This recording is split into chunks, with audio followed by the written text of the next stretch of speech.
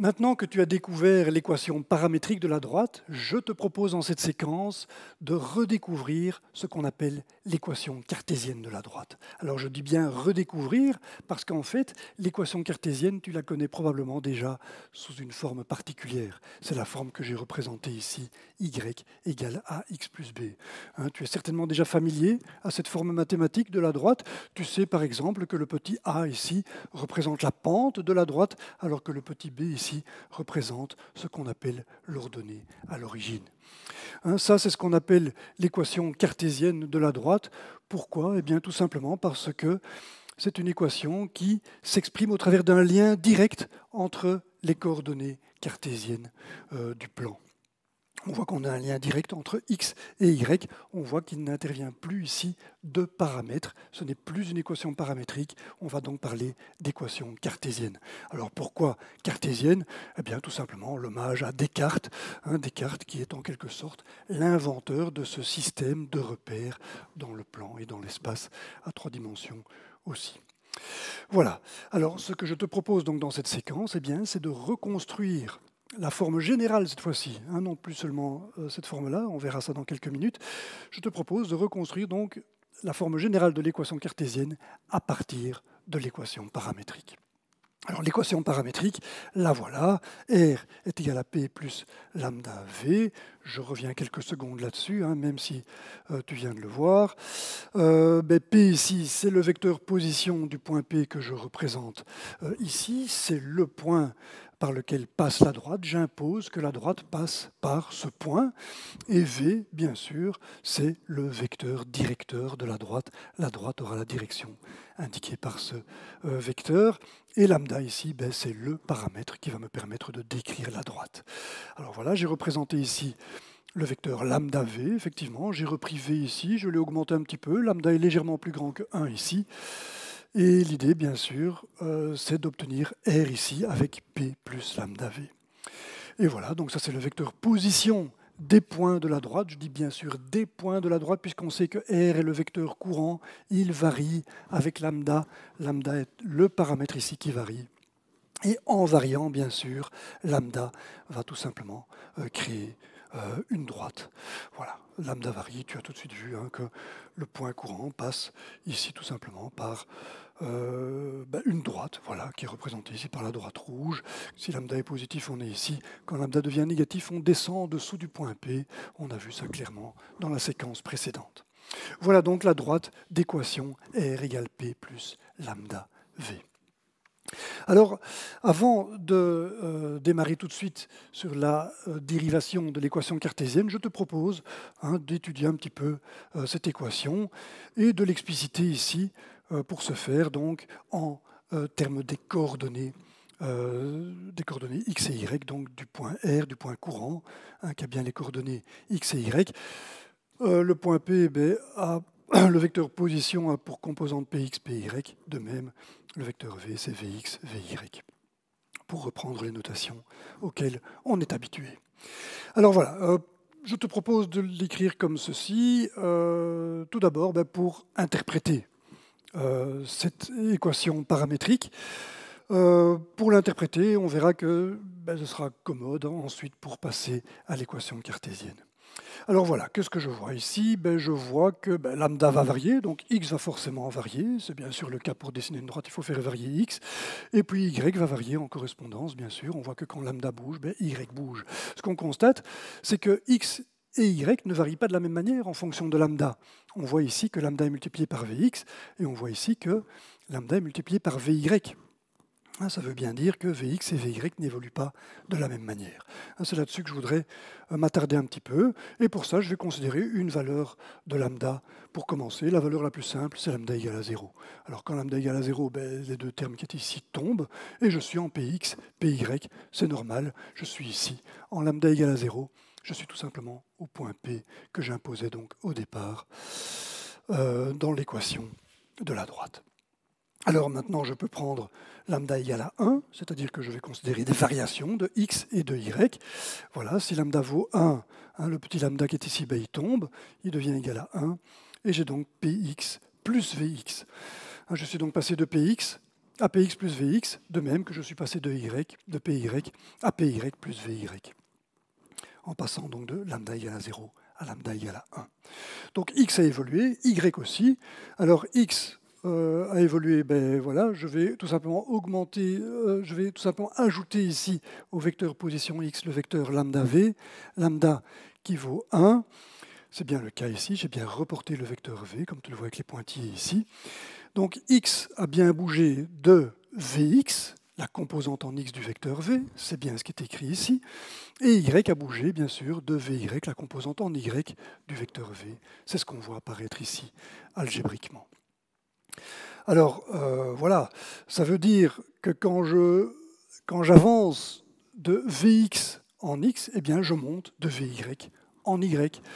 Ça veut dire que le delta Y que j'ai ici, l'accroissement en Y, ben, il dépend de l'accroissement en X, et que le rapport de l'un sur l'autre, delta Y sur delta X, ben, c'est tout simplement Vy sur Vx. On voit que quand j'avance de Vx en X, ben, je monte de Vy en Y. Et donc le rapport des deux, ben, c'est tout simplement Vy sur Vx. Et ce rapport des accroissements de Y et de X ici, ben, il est forcément toujours le même. On a affaire à une droite ici. J'ai le triangle équivalent ici au premier triangle. Et il est clair que le delta X ici et le delta Y sont dans le même rapport partout. J'ai ici delta Y sur delta X qui sera en fait donné par la tangente de alpha, alpha étant l'angle que fait la droite ici avec l'axe des X. On le voit tout de suite. On voit bien sûr que delta Y ici est égal à delta X fois la tangente de alpha. Et donc delta Y sur delta X, c'est bien la tangente de alpha. Voilà. Donc, c'est donc ce qu'on appelle la pente. On voit que Vy sur Vx représente la pente de la droite. Et c'est donc la signification ici de cette évolution différente en fonction de lambda, de x et de y. Pour x, on voit que lambda est multiplié par Vx, et pour y, on voit que lambda est multiplié par Vy. Ça impose donc la pente de la droite, qui n'est rien d'autre donc que la tangente de alpha, le rapport de Vy sur Vx. Voilà. Alors, voilà, si je te raconte tout ça, c'est pour faire le lien, bien sûr, avec l'équation cartésienne. Je te l'ai déjà dit dans l'introduction. Le petit a ici représente cette tangente alpha. En fait, c'est ce qu'on va appeler la pente de la droite. On va redécouvrir ça dans quelques minutes. Voilà. Donc, pour obtenir, donc, de manière tout à fait générale, cette équation cartésienne, je te propose de repartir de l'équation paramétrique. C'est donc ce que je vais faire ici. Je vais manipuler algébriquement cette équation pour obtenir un lien direct entre x et y. Et pour ça, tu le devines, il faut tout simplement se débarrasser du paramètre lambda. Je vais donc isoler lambda dans l'une et l'autre de ces équations. Je vais tout simplement exprimer lambda en fonction de x et puis lambda en fonction de y. Et ça va me fournir un lien direct entre x et y. Ce sera l'équation cartésienne de la droite. Alors, pour isoler lambda ici, il n'y a rien de plus simple. Je peux faire passer px dans le membre de gauche ici. Ça va me donner que x moins px est égal à lambda vx. Voilà. Et ensuite, je peux tout diviser par Vx, c'est-à-dire envoyer Vx de l'autre côté ici, et je vois que lambda vaudra tout simplement x moins Px divisé par Vx. X moins Px divisé par Vx, c'est la valeur de lambda. Je peux forcément faire la même chose pour isoler lambda ici dans l'équation en y. Je mets Py de l'autre côté, j'envoie Vx de l'autre côté, et j'ai forcément la situation tout à fait symétrique ici. Je vois que lambda vaut y moins Py sur Vy. Y moins Py divisé par Vy, c'est une évidence. Voilà. Et ça, voilà, j'ai maintenant l'équation cartésienne, puisque je vois que j'ai lambda ici, j'ai lambda là. Ces deux grandeurs sont tout simplement égales. X moins Px sur Vx est égal à y moins Py sur Vy, puisqu'ils valent toutes les deux, puisque ces deux expressions valent lambda. Et donc je peux l'écrire. Ceci est tout simplement l'équation de la droite fournie donc comme un lien direct entre x et y. C'est donc forcément l'équation cartésienne. J'ai un lien direct entre les coordonnées cartésiennes des points de la droite. Voilà, cette équation cartésienne, je vais maintenant m'y intéresser de plus près. On va l'étudier. Ce qui est important de comprendre ici, c'est que il s'agit bien d'une équation qui va me fournir la droite. Il faut bien comprendre ceci, ça peut paraître assez abstrait pour le moment. Tu dois bien avoir à l'esprit que Px et Vx, ce sont des nombres. Py, Vy, ce sont des nombres. Et donc, si je choisis x dans un système de repères cartésien ici, ben, j'aurai aussi un nombre. Le x qui est représenté ici, ben, c'est une valeur de x, c'est un nombre. J'ai donc un nombre ici, j'ai des nombres ici, tu vois donc bien que y est imposé.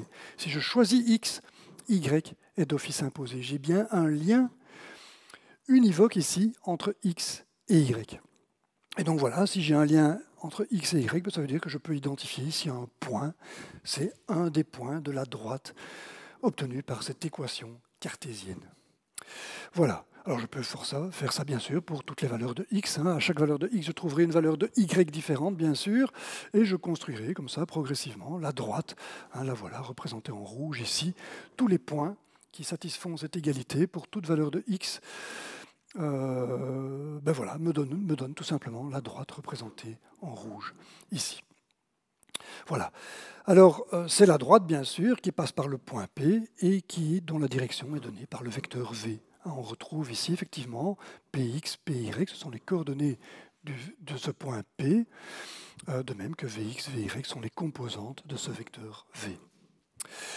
Voilà, on a vu que ceci pouvait être écrit de cette manière-là, je répète, c'est quelque chose que tu connais bien, y égale ax plus b, c'est l'équation de la droite, de pente A et de coordonnées à l'origine, d'ordonnées à l'origine B. Alors, voilà, l'idée ici, c'est de retrouver ça. Je t'ai dit tout à l'heure que ceci était un cas particulier d'écriture de l'équation cartésienne. Est-ce que c'est vrai ? On va le voir, effectivement, on peut retrouver cette forme-ci à partir de là. Même si pour toi, ce n'est pas si évident, on peut effectivement retrouver un lien direct qui exprime donc y en fonction de x. Et ça, pour le voir, il suffit d'isoler y dans cette expression. Pour ça, je vais envoyer vy de l'autre côté. Ça va me donner le rapport vy sur vx ici, devant x et devant moins px. Vy sur vx qui multiplie x moins px est égal à y moins py. C'est bien ça que j'ai fait. Donc je réécris en quelque sorte ici cette équation cartésienne sous une autre forme par simple manipulation algébrique. Ceci, c'est toujours l'équation de la droite, bien sûr. Ce n'est pas en multipliant par vy que je modifie la relation. C'est exactement la même relation. C'est donc bien la même équation de droite. Voilà. Qu'est-ce que je vais faire maintenant ? Je vais envoyer py de l'autre côté, de manière à isoler effectivement le y qui apparaît maintenant tout seul. C'est ce que je voulais. Il me fallait effectivement le y tout seul pour comparer cette équation-ci à celle-ci. Voilà. Donc, je vois vy sur vx fois x moins px. Qu'est-ce que je vais faire avec ça ? Je vais distribuer dans la parenthèse ici.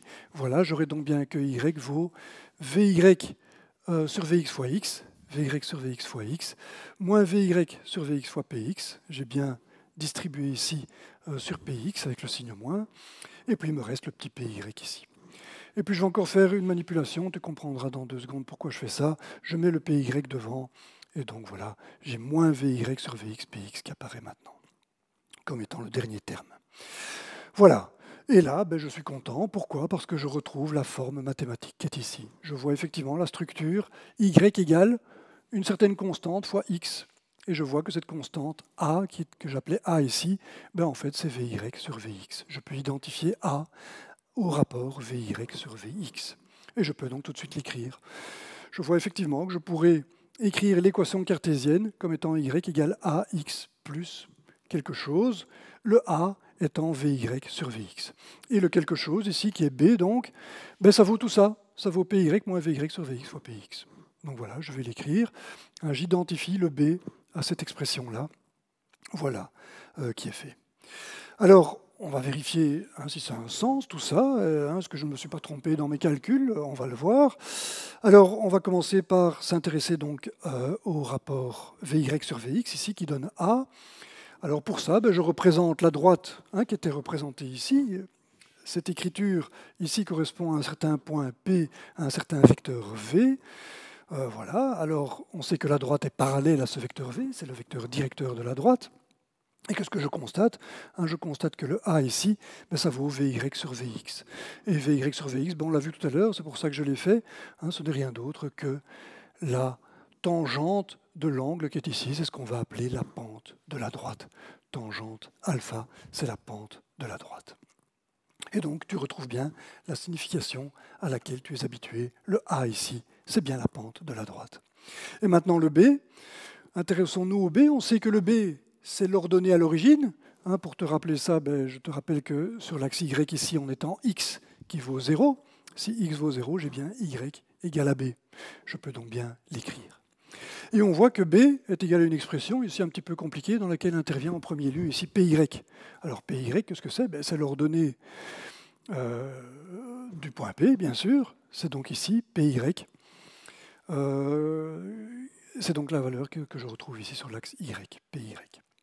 Alors, voilà, je peux représenter Px. Px, c'est forcément cette longueur-ci. J'aurais pu le représenter ici en bas, sur l'axe X, mais il y a déjà beaucoup de choses ici. Donc voilà, Px, c'est bien cette distance-là. C'est bien la coordonnée en X de ce point P. Et qu'est-ce que je vois? Je vois que B est donné par Py moins Vy sur Vx fois Px. Alors Vy sur Vx fois Px, ce n'est rien d'autre que la hauteur que j'ai ici, bien sûr. Si je reprends la longueur Px et que je la multiplie par la tangente de l'angle alpha, l'angle que j'ai ici, qui est représenté ici, j'obtiens tout simplement P, la hauteur que j'ai ici. Et cette hauteur-là, je dois bien la retirer à Py pour obtenir le B que j'ai là. Et c'est donc bien ce que je fais. Je fais bien Py moins Vy sur Vx fois Px, Py moins Vy sur Vx fois Px, pour retrouver B, qui est bien l'ordonnée à l'origine.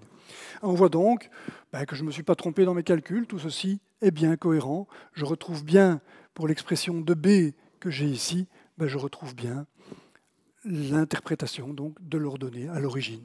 Quand je prends Py et que je retire Vy sur Vx moins Px à cette valeur, je tombe bien ici à l'endroit où la droite a une intersection avec l'axe Y. Voilà. Donc tout ça est très cohérent, alors donc tout semble bien marcher. On se demande pourquoi je te disais tout à l'heure que ceci est assez restrictif et ne permet pas de représenter toutes les droites. Eh bien, tu verras effectivement que ça marche très bien, jusqu'au moment où on considère un angle particulier ici, qui est l'angle de 90 degrés. Si je prends un angle droit, je vois qu'effectivement, il y a un gros problème. Il y a un gros problème, pourquoi? Parce que la tangente de 90 degrés, c'est l'infini, tout simplement. Et je vois que j'obtiens un A qui vaut l'infini. La pente est infinie. A est infini, et puis voilà, on peut l'expliquer très simplement. Si je prends effectivement une composante en x qui est nulle, ce qui est bien le cas quand j'ai 90 degrés ici, j'ai bien une composante en x qui est nulle. On voit bien que si je projette V ici sur l'axe x, j'obtiens 0. Et donc, j'ai bien l'infini, bien entendu. Mais le problème, c'est que j'ai l'infini ici aussi. Vy sur Vx donnera aussi quelque chose sur 0, c'est-à-dire l'infini. Et on voit donc qu'on ne s'en sort plus du tout. On a ici quelque chose qu'on ne peut plus traiter mathématiquement. On a l'infini ici, on a l'infini ici, on a l'impression qu'y vaut l'infini, on ne sait plus, on ne s'en sort plus, on ne peut plus manipuler ça algébriquement, ça n'a plus de sens. Et donc on voit que c'est effectivement une écriture qui est restrictive, elle ne permet pas de représenter toutes les droites, en particulier la droite verticale. Alors, c'est pourquoi il est intéressant de se tourner vers l'expression générale de l'équation cartésienne de la droite, de ne pas se limiter à cette écriture-ci, mais d'aller voir ici. Alors là, tu vas me dire, il n'y a rien qu'à changer, parce que si je divise par Vx qui vaut 0, j'obtiens aussi l'infini. Gros problème? Non, c'est pas vrai. En fait, ce n'est pas un problème parce que je peux très bien éliminer cette division par Vx en multipliant le tout par Vx. Et c'est ce que je vais faire maintenant. Je vais multiplier par le produit Vx, Vy, c'est-à-dire que je vais monter Vy de ce côté-là et Vx de l'autre. Je multiplie à gauche et à droite par le produit Vx, Vy. J'aurai donc multiplié par Vy ici et par Vx là. Voilà. Donc c'est ce que je fais ici, c'est symbolisé par ces petites flèches ici. Et je te propose donc ici une manipulation algébrique de l'équation cartésienne générale telle qu'on l'a obtenue ici, pour te montrer qu'on peut l'écrire cette fois-ci dans toutes les situations, même quand Vx vaut 0. Voilà, ou même Vy vaut 0. Tu es d'accord que Vy valant 0 ici pose aussi problème. Donc voilà, j'ai bien Vy qui va apparaître ici, Vy fois x moins px, le voilà, et Vx fois y moins py.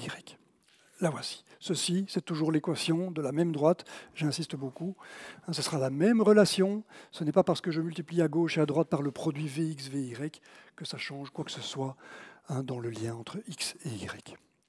Voilà, j'ai donc l'équation de la droite ici, je vais distribuer pour les besoins de, qu'est-ce que je dirais, pour clarifier cette expression. Donc voilà, j'ai Vy fois Vx moins Vy fois Px, Vx fois y moins Vx fois Py ici. Alors avec ceci, je vais encore ordonner les choses différemment. Je vais mettre les x et les y ensemble, et pour ça, je vais envoyer ici x de ce côté-ci.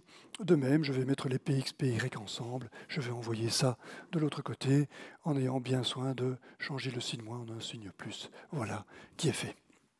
Donc ceci, c'est toujours la même équation de droite, bien entendu. Voilà, qu'est-ce que je vais faire maintenant? Je vais juste encore inverser l'ordre. Ici, je vais écrire tout ce qui est en x avant ce qui est en y.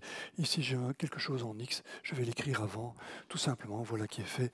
Un moins Vy fois x plus Vx fois y, qu'on voit ici, est égal à moins Vy fois Px plus Vx fois Py plus Vx fois Py. Ceci, à nouveau, c'est bien l'équation de la droite. Rien n'a changé depuis ici. Je n'ai fait que de la simple manipulation algébrique. Et c'est cette expression-ci à laquelle je vais maintenant m'arrêter. Ceci, en fait, c'est l'écriture générale de l'équation cartésienne. Et on peut voir qu'elle ne pose plus de problème. On voit que Vx et Vy peuvent valoir 0. Il n'y a plus de problème. On va pouvoir écrire toutes les droites qu'on veut avec ça. Voilà. Je prends de nouveau le cas qui posait problème. Quand Vx vaut 0, on voyait que ceci n'avait plus de sens, puisqu'on avait l'infini ici pour A et pour B, ce qui posait bien sûr problème. L'infini qui venait, je te le rappelle, de la tangente de 90 degrés qui vaut bien l'infini, ou de la division par 0 qui donne bien l'infini. Voilà, on voit qu'avec cette écriture-ci, ça ne pose plus de problème. Vx peut très bien être égal à 0. Il suffit, pour l'exprimer, de supprimer ces termes-là. C'est ce qui se passe pour cette droite-ci. Quand Vx vaut 0, ces termes-ci vont tout simplement disparaître. Et donc voilà, j'ai tout simplement une équation qui se simplifie beaucoup d'ailleurs, puisque je vois que j'ai moins Vy ici, moins Vy. Je peux diviser à gauche et à droite par moins Vy, c'est-à-dire que je peux tout simplement simplifier ici par moins Vy. Et je vois que x est égal à Px, tout simplement. J'obtiens une équation extrêmement simple, peut-être trop simple même. On est ici avec une expression qui paraît très abstraite, tellement elle est simple. On a juste x qui est égal à une constante. Eh bien, x qui est égal à une constante, dans le contexte présent ici, ça représente tout simplement une droite. Et une droite particulière, c'est la droite verticale, qui est représentée ici. Effectivement, x est égal à px va représenter l'ensemble des points qui ont pour coordonnées en x, qui ont pour abscisse, on pourrait dire ici, qui ont pour abscisse tout simplement px, c'est-à-dire l'abscisse du point P. Effectivement, ici, si je fais courir y ici le long de l'axe y, je vois que si je fixe x à px, je vais parcourir tout simplement toute la droite. Ceci représente bien la droite. X est égal à une constante, représente une droite verticale. Il faudra s'habituer à ça, c'est un petit peu abstrait. On ne voit plus le y ici d'ailleurs, qui est devenu le y. Eh bien, il peut être égal à ce qu'il veut. On le voit ici, il n'y a rien qui fixe y. Et donc, ce que tu devras comprendre par la suite, et c'est ça qui est abstrait ici, c'est que x qui est égal à une constante, ça veut dire que le y peut valoir ce qu'il veut, et donc le y va permettre ici de décrire la droite, tout simplement. Voilà, je répète, c'est assez abstrait, il faudra t'habituer à ça, c'est en faisant des exercices que tu vas t'habituer à ça. X est égal à la constante ici, Px, représente la droite verticale, qui passe par le point P. Voilà, et on voit donc qu'on a donc une écriture de l'équation cartésienne qui est tout à fait générale et qu'on va donc considérer par la suite pour décrire les droites quand l'écriture cartésienne s'avère être commode. Tu verras que tu passeras de l'expression paramétrique d'une droite à l'écriture cartésienne de la droite en fonction des problèmes que tu auras à résoudre. Alors quelquefois, il est commode d'utiliser l'écriture cartésienne. Alors pour l'écriture cartésienne, Ben, on va l'écrire de cette manière-ci. On sait bien que moins VY ici représente une certaine constante qu'on va appeler A.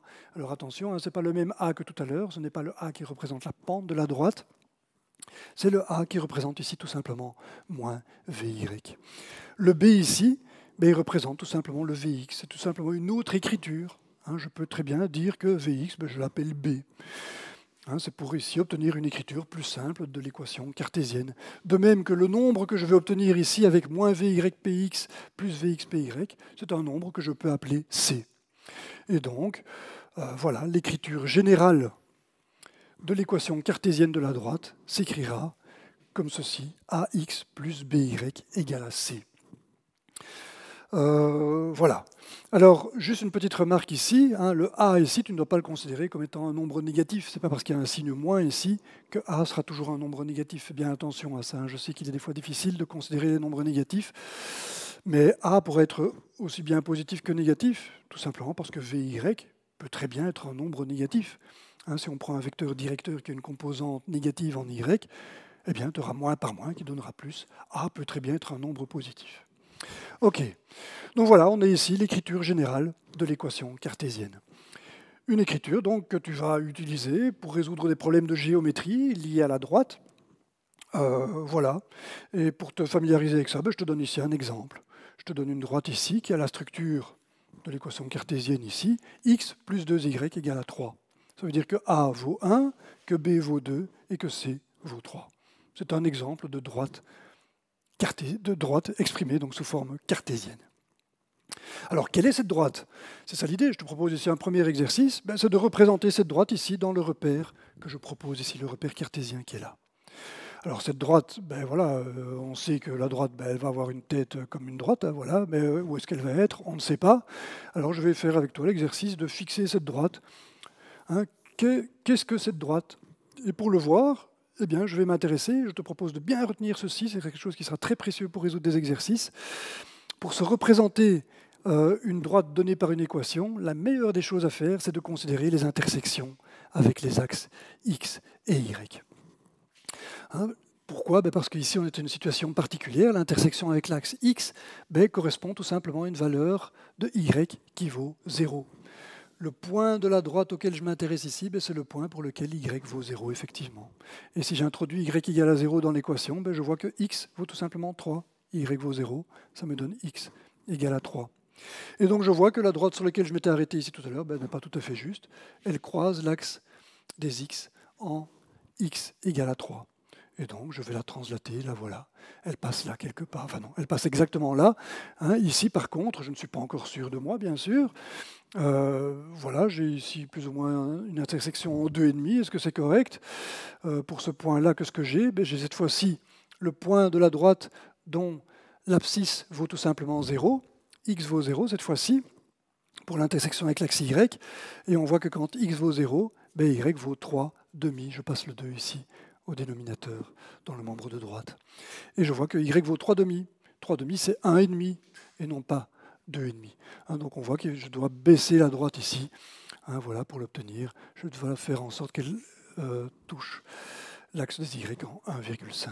Et voilà, cette fois-ci, j'ai réglé le problème. Je vois qu'en y égale 0, je suis bien en x égale à 3, et en x égale à 0, c'est-à-dire sur l'axe y, je suis bien en y égale 3 demi. 3 demi qui est le 1,5 que j'ai là. C'est bien la droite qu'il fallait. Donc tu vois comment faire. On peut facilement représenter une droite qui est écrite avec son équation cartésienne. On peut très bien la représenter très facilement. Ce qui est toujours précieux, bien sûr, pour résoudre un problème, il vaut toujours mieux visualiser ce à quoi on a affaire ici. Si on se représente la droite pour résoudre un problème, les choses seront beaucoup plus faciles à aborder. Voilà. Alors bien sûr, c'est l'équivalent de la forme connue de l'équation de la droite, ce que tu connaissais au départ, y égale à x plus b. Voilà, je l'ai écrit ici. Pour l'obtenir, je dois isoler y. Pour ça, je divise par 2 partout. J'aurai bien 3 demi ici et 1 demi de x ici. Le 1 demi de x, je vais le mettre de l'autre côté. Et je vois donc que j'aurai moins 1 demi de x plus 3 demi. C'est ce que j'ai écrit ici. Ceci, c'est la droite sous sa forme traditionnelle, on va dire, avec ici le coefficient qui représente la pente de la droite. j'ai bien une pente de -1,5. Je descends bien à un rythme de -1,5 ici, on le voit, puisque quand j'avance de 3 ici, je suis descendu de 1,5, ce qui vaut bien la moitié de ce 3 ici. Avec un signe moins, puisque je descends, bien entendu. Et puis je vois que j'ai 3 demi ici, c'est l'ordonnée à l'origine. On commence à connaître le 1,5 que j'ai ici, c'est bien sûr le 3 demi que j'ai là. Voilà. Et l'avantage de cette écriture-ci, plutôt que celle-là, je le répète, c'est tout simplement qu'elle est beaucoup plus générale. Avec ceci, je peux très bien avoir des coefficients qui sont nuls. Je peux très bien avoir A qui est nul, B qui est nul. Je n'ai plus de problème avec l'infini.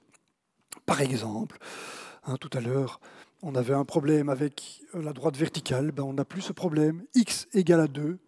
C'est x qui est égal à une constante qui vaut 2. Y n'est plus fixé. Y peut valoir tout ce qu'on veut. Et c'est d'ailleurs ça qui permet de déterminer une droite.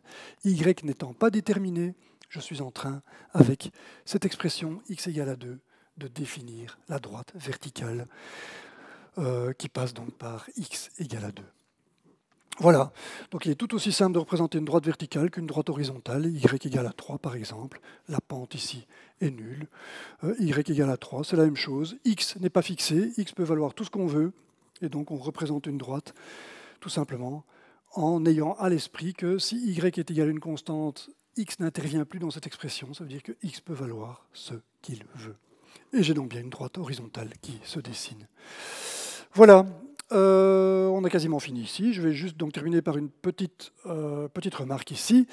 On se rappelle que le A, si tu te rappelles ce qu'on a vu il y a quelques minutes, il était lié au vecteur directeur de la droite. C'était moins VY, le petit A qui est le coefficient de x ici, c'était l'opposé de la composante en Y du vecteur directeur. Et le petit b, c'était tout simplement la composante en X du vecteur directeur. Et ceci t'indique en fait qu'il y a moyen de faire une interprétation géométrique de cette équation cartésienne de la droite. Et ça, c'est ce que je te propose dans la séquence qui va suivre. On va voir qu'on peut donner à cette expression-ci une écriture vectorielle. Tu verras que c'est assez intéressant. Je te conseille en tout cas de voir cette séquence avant de voir l'équation du plan dans l'espace. Tu verras que ce sera très éclairant de faire ça avant de voir l'équation du plan, qui sera aussi une des séquences que tu auras l'occasion de découvrir bientôt. Voilà. En attendant, merci pour ton attention et à très bientôt.